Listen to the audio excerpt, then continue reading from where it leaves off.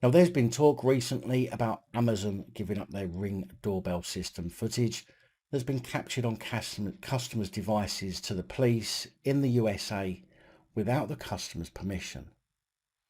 A recent report said that Amazon had provided Ring doorbell footage to law enforcement 11 times this year without the user's permission.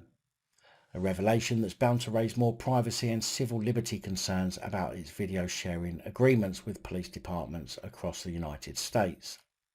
The disclosure came in a letter from the company that was made public Wednesday by Senator Edward Markey.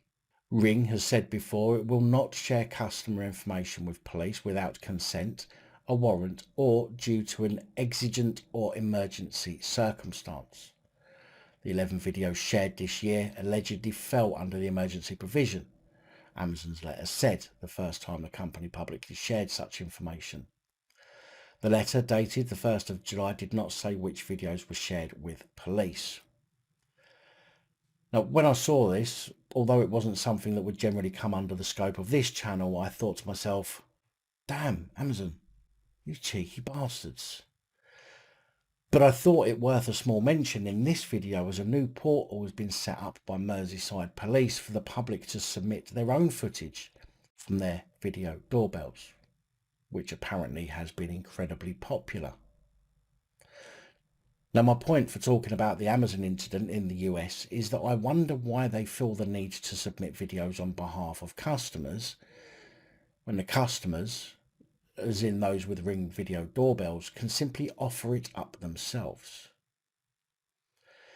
Even from emergency situations, the owner can view the video in real time, and if there's an issue, they can call the police without ever having to answer the door.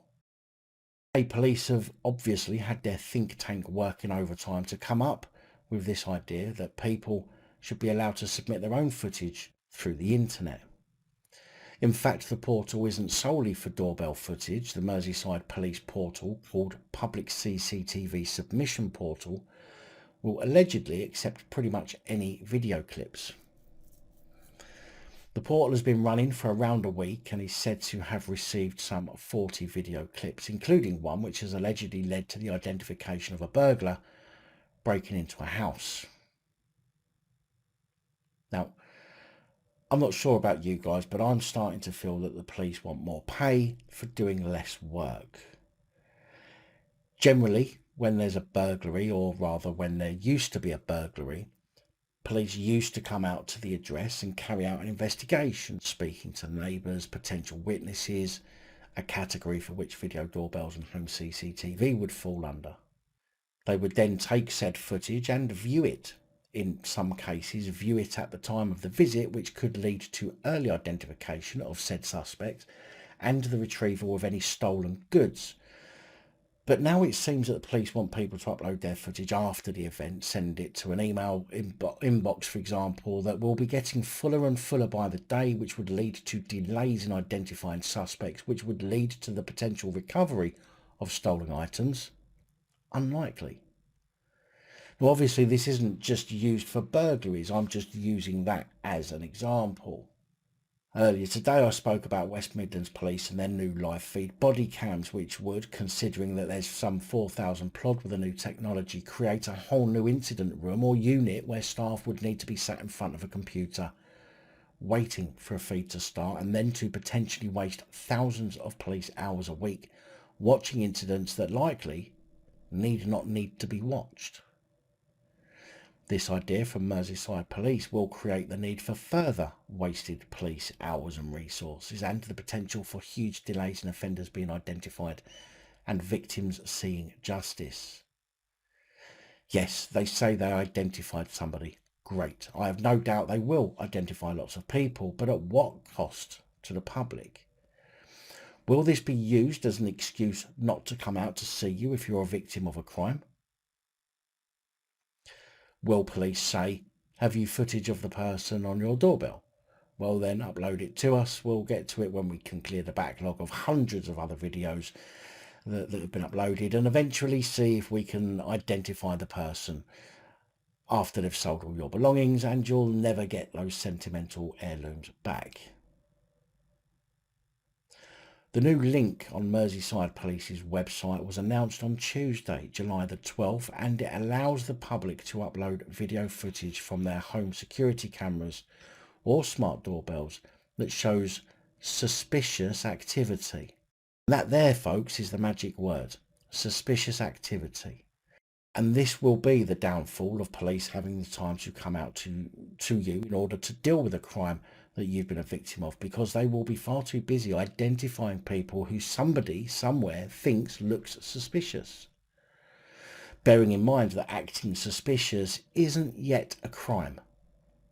Detective Inspector Tony O'Brien of Merseyside Police's burglary team, known as Operation Castle, said, "During the last 4 years since Operation Castle was established, the team has already been successful in reducing burglary by 59%, with burglary offenders serving sentences totaling more than 600 years.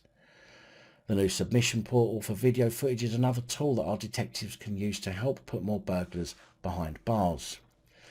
Sometimes homeowners discover they have video footage of someone that they assume is just a trespasser, snooping around the outside of their property. Often they do not realise its potential evidential value, but this sort of footage can help us to build a case. We are very pleased with the positive response from the public to our appeal of not publishing video footage like this on social media and instead sending it to us so we can assess its evidential value. The Operation Castle team is already following some interesting lines of inquiry, and detectives will be interviewing a convicted burglar about a further offence revealed in a video clip submitted via the new portal. The new portal link is aimed at circumstances where there has been no crime committed, but the suspicious behaviour could potentially be related to a burglary."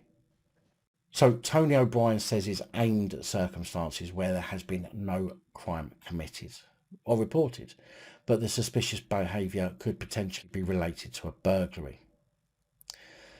That does not mean that people who have been victims of crimes won't be using it too, which will increase the number of submissions and therefore either the amount of time before they're able to react to the video or the number of police needed to be taken away from the streets in order to wade through the mountains of videos. Now, don't get me wrong, if you have clear evidence of a crime, I've got nothing against submitting that as evidence to the police, providing they bother to use it. Nobody should have to be a victim of a crime, but somebody walking up your footpath who you have never seen before is, guess what? Suspicious. Some young teenagers playing silly buggers in the street where one might jump through your gate and hide, waiting for his mates to go past is, guess what? Suspicious. TV licence goons walking to your door, looking through your windows is, guess what? Suspicious. The list goes on. And although I agree with proactive policing rather than reactive policing, the time spent going through these videos is going to cost the public a lot of money, whereas a call to a well-trained police call handler to describe the incident could well prevent a lot of misconstrued suspicious incidents, taking up the time of police rather than letting them get their asses out on the beat and do their jobs properly. I want the police to come up with ways to help people and then genuinely help them. But I think this is potentially going to be a massive waste of money and a massive waste of time, simply because they're allowing anyone to upload practically anything, rather than using it as a portal for people who have seen something, called police and been advised to upload it, rather than making a decision based on their own interpretation of events, rather than it actually being a genuine suspicious incident. Also, I think about the time needed to identify the persons in the videos, and then what? Police going to go to their homes knocking on their door with evidence of suspicious lurking? Behave yourselves. CCTV is good as a potential deterrent, but let's face it, if someone's determined to commit a crime, they're not going to give two craps about your CCTV or your video doorbell. I mean, if you want the police to go down this route, then why not allow all CCTV camera operators and video doorbell companies access to all of your footage all of the time, and just let them decide if it's something the police would want to see?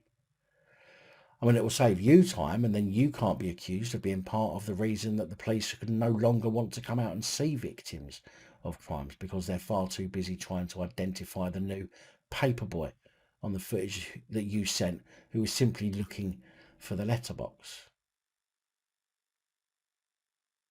See where I'm going with this?